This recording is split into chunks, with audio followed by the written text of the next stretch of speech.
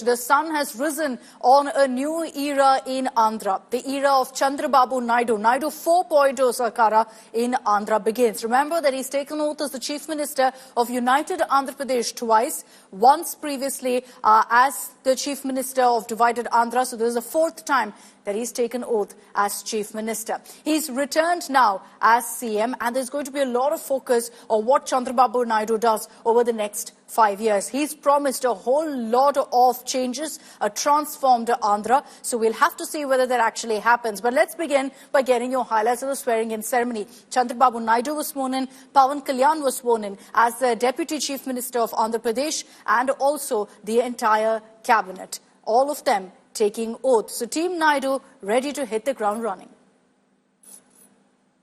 Nara Chandrababu Naidu ane nenu. It's now officially Naidu Nadu. Andhra Pradesh Rashtra Mukhyamantриga. An emotional Chandrababu Naidu took oath as Chief Minister of Andhra Pradesh in a massive grand ceremony in Vijayawada. The VVIP attendee was Prime Minister Modi, who flew down from Delhi to witness the historic swearing-in ceremony.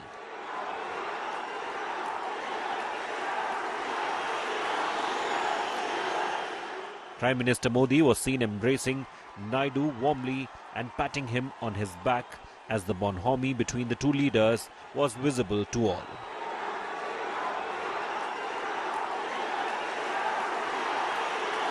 Next to take oath was Pawan Kalyan, who is now the Deputy CM of Andhra Pradesh. Konidala Pawan Kalyan ane nenu. His proud wife was seen clicking the memorable moment on her phone as her superstar husband took oath. Soon after being sworn in, Kalyan walked right up to his superstar elder brother, mega star Chiranjeevi, to take his blessings. Naidu's son Nara Lokesh also took oath as his family watched on proudly. Nara Lokesh anenu. శాసనము ద్వారా నిర్మితమైన భారత రాజ్యాంగం పట్ల 20+ ministers, all handpicked by CM Naidu, took oath, majority of them TDP leaders, and overall 3 from JanaSena and only 1 from BJP. But it was moments from the swearing-in that got everyone talking. Soon after the ceremony, Pawan Kalyan was seen requesting Prime Minister Modi to meet his brother, and the Prime Minister was more than happy to oblige.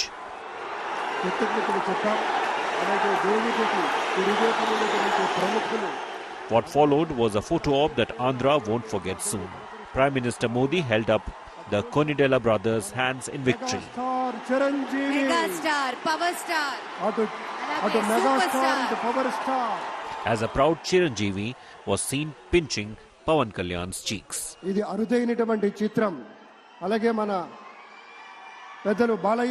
Prime Minister Modi was seen also interacting with superstar Rajnikant and his wife on stage, as well as Telugu superstar and Neta Balayya.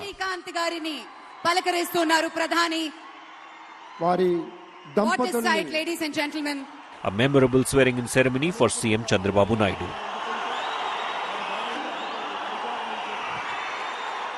How do you feel? I feel great, Andy. It's people's victory, people's freedom fight. They got their freedom. That's why they voted for him, because they believe in his leadership, that he will take the state way forward with a lot of good development for the people. Naidu now has to hit the ground running to fulfill the promises he has made to Andhra.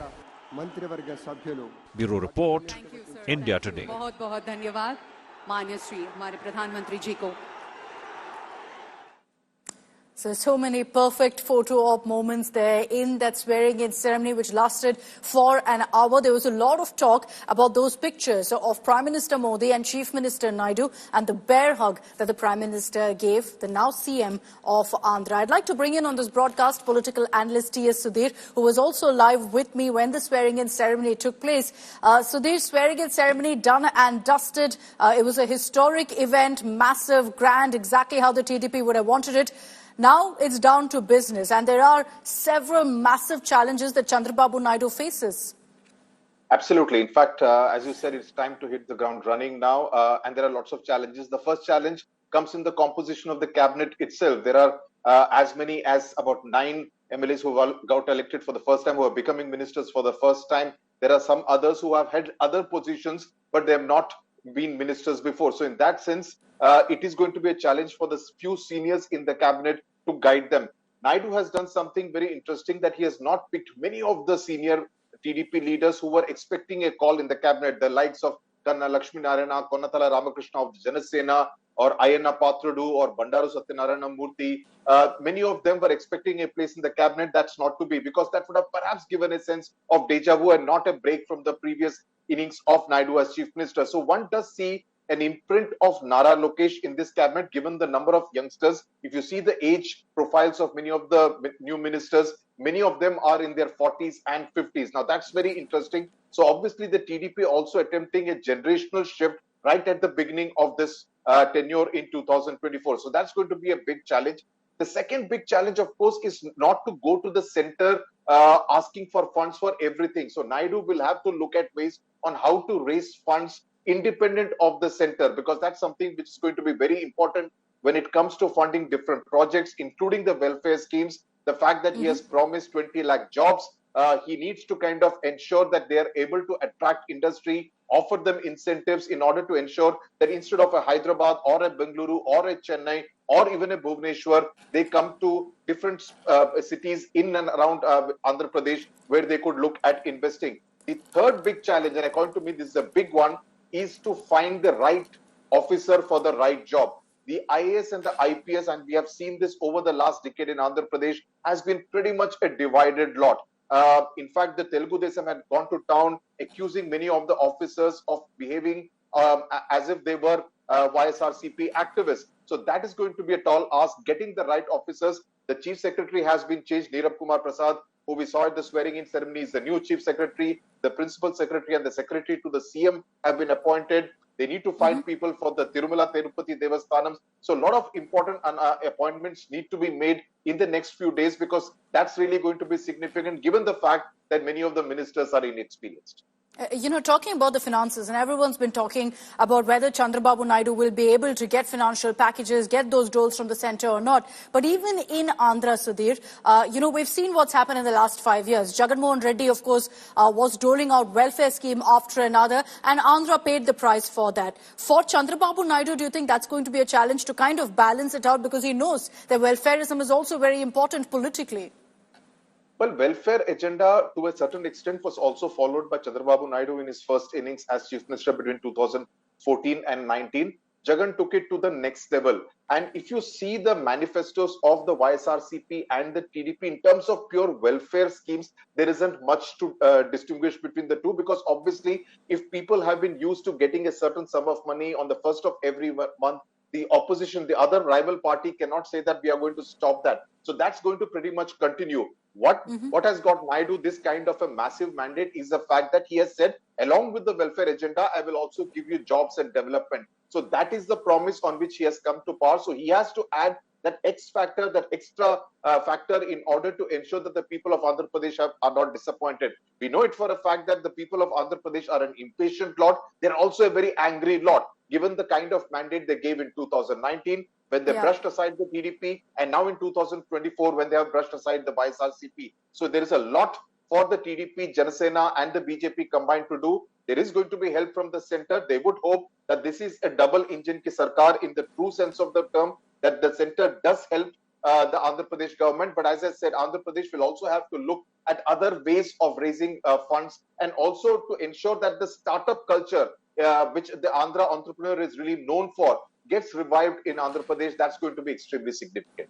Naidu will be looking for a long-term fix. Short-term would be getting financial packages from the centre, but a long-term fix is to actually fix the economy in Andhra Pradesh by creating a self-sufficient, well-oiled machinery within the state as well. My final question to you, Sudhir, is on Pawan Kalyan. Of course, there were a lot of perfect photo op moments of Pawan Kalyan from that swearing-in ceremony, which are all going viral on social media. But for Pawan Kalyan also, as Deputy Chief Minister, this is going to be a huge challenge for him. It's going to be testing him as an administrator. It's going to test how he's able to balance being a politician, being a superstar, and being a Deputy Chief Minister.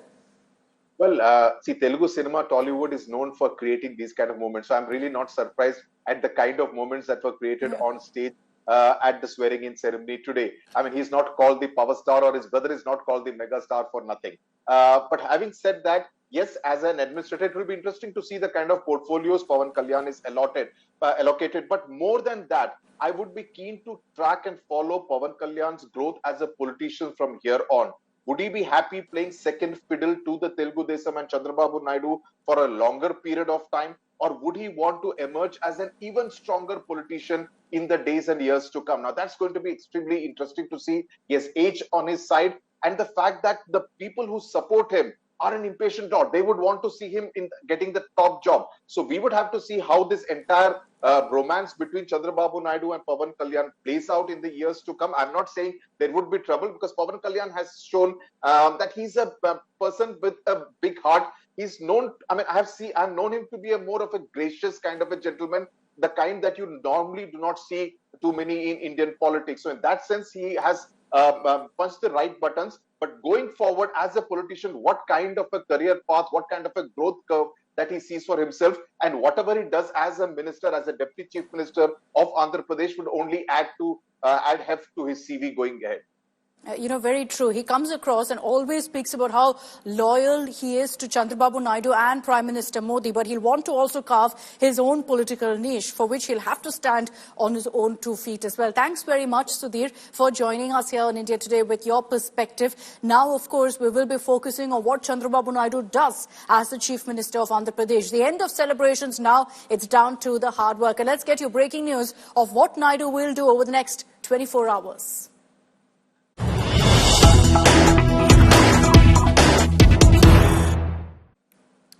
So Chief Minister Chandrababu Naidu, after a quick visit to Tirupati early tomorrow morning, will be going ahead and visiting the Secretariat in Amravati and will ensure the implementation of many key promises given in the elections. So here's what we're picking up from our sources. Chandrababu Naidu will first sign the mega DSC as promised during the election campaign. What that means is that he is looking to ensure that there's bumper employment opportunities for youngsters. It's something that he promised, Pawan Kalyan had promised during the elections. The second file that will be cleared, second signature, will be repealing the Land Titling Act that was brought by the YSRCP government. Again, something that was raised constantly by Chandrababu Naidu, saying that this act is being used to go ahead and harass farmers. So he's confirmed that the Land Titling Act that was brought by Jagan Mohan Reddy will be repealed. That's the second order of business that Chief Minister Naidu will get down to.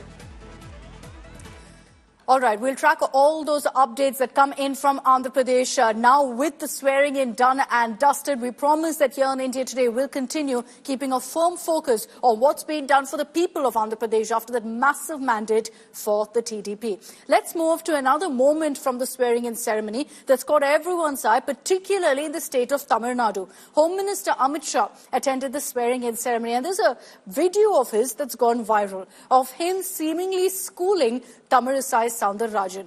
This video has led to a big political controversy. What you see on your screens is that about 10-second clip in which Home Minister Amit Shah is seen seated. Tamilisai Soundararajan is walking by, greeting all of them. Amit Shah calls her back and then seems to be schooling her, scolding her about something and reprimanding her. This video sparked controversy because many believe that Tamilisai Soundararajan was being criticized by Amit Shah, was being reprimanded by Amit Shah for her criticism very publicly of not allying with the AIADMK in Tamil Nadu. Now, the DMK is latched on to this video, questioning what the culture of the BJP is, that Tamilisai is being scolded, according to them, in this manner in full public view. See, Mr. Amit Shah is still thinking himself as a feudal lord. He has to understand that he was the party president of BJP and he is now the home minister of this great country. And he should act in a manner which behoves his status. whatever he does reflects the country, and this is not the way to act towards a responsible and important women politician from the state of Tamil Nadu and someone who has toiled hard so long and who was a governor. This is not the way. It is disgusting. The way, the body language and his facial expressions. He knows that it is watched by everybody. It is not a private space.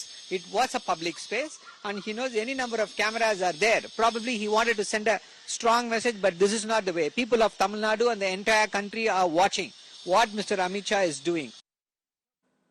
So the DMK is suggesting that this is Amit Shah scolding Tamilisai Soundararajan for the comment that she made earlier on alliance politics. And this was right after the results came out when she was asked about what's happened in Tamil Nadu. She suggested that, look, maybe the BJP should have allied with the AIADMK. So it was seemingly critical of Annamalai. Let's play out for you that particular comment from Tamilisai. அது உண்மைதானே, யதார்த்தமான உண்மை. அதிமுகவோட கூட்டணி வைத்திருந்தால் இன்னைக்கு திராவிட முன்னேற்ற கழகத்திற்கு இத்தனை இடங்கள் கிடைத்திருக்காது என்பது கணக்கு ரீதியாக உண்மை. இன்னும் சொல்ல போனா கூட்டணி என்பது ஒரு அரசியல் வியூகம். அந்த வியூகத்தை அவர்கள் எதிர்க்கட்சியாக இங்கே தமிழகத்திலும் அவங்க பயன்படுத்தினாங்க, அகில இந்திய அளவில் பயன்படுத்தி இருக்கிறாங்க. இது அரித்மேட்டிக் தான். அதனால இது யதார்த்தமான உண்மைதான், அதை ஒத்துக்கொண்டுதான் ஆக வேண்டும். சொல்லவே முடியாது, யாருமே எங்க கட்சியில சொல்ல முடியாது. கூட்டணி இருக்கிறதா இல்லையா என்பதை எங்களது அகில பாரத கட்சி முடிவு செய்யும். கிடைச்சிருக்கோம். இன்னைக்கு திராவிட முன்னேற்ற கழகம் ஒரு இடம் கூட இல்லாம போயிருக்கின்றதுல நான் தெளிவா சொல்ல முடியும். அது அண்ணாமலையின் கருத்து, அவர்கிட்ட கேட்டுக்கோங்க. எங்களை பொறுத்த வரைக்கும் 2026க்கு இன்னும் நிறைய கால அவகாசம் இருக்கிறது.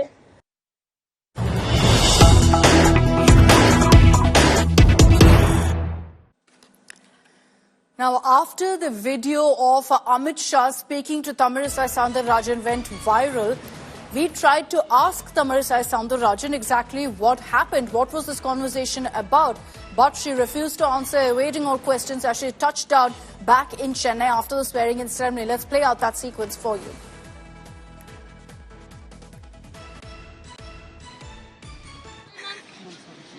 The video has gone viral, ma'am. Anything that you would like to clarify? Everything is okay. Anything to clarify, ma'am? Anything to clarify, ma'am?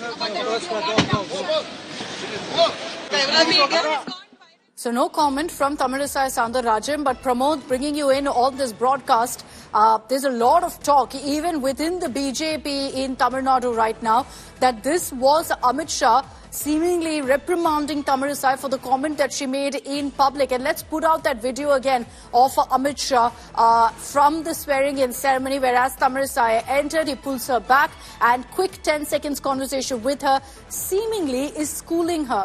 It's over that now that there are several questions over what the conversation was about.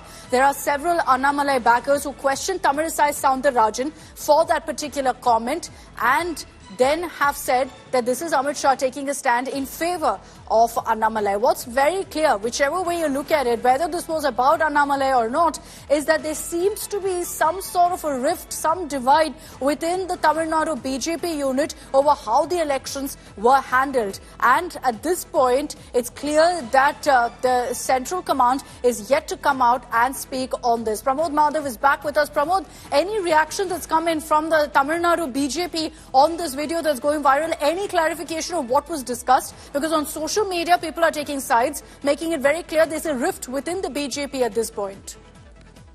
Now, one thing is very clear, because like Tamilisai Soundararajan is a kind of a leader in the state of Tamil Nadu who is well respected, in fact, across the platforms, because she is one leader who has been polite, and she's one person who knows how to handle a crisis, because she's been the leader of the BJP Tamil Nadu for a very long time, and she has also said that she has even faced Jayalalitha at several instances as well. But this particular kind of instance, only Tamilisai can give us a kind of explanation as to what exactly happened. But it is the first time ever that Tamilisai Soundararajan has evaded any kind of question, because like we've faced her, we put forward like really critical questions to her earlier as well. But so far she has never ever walked away from a camera. But unfortunately, this is the first time it has happened, and that's the reason too many speculations has arisen over what kind of conversation did the Home Minister have with Tamilisai, Akshita.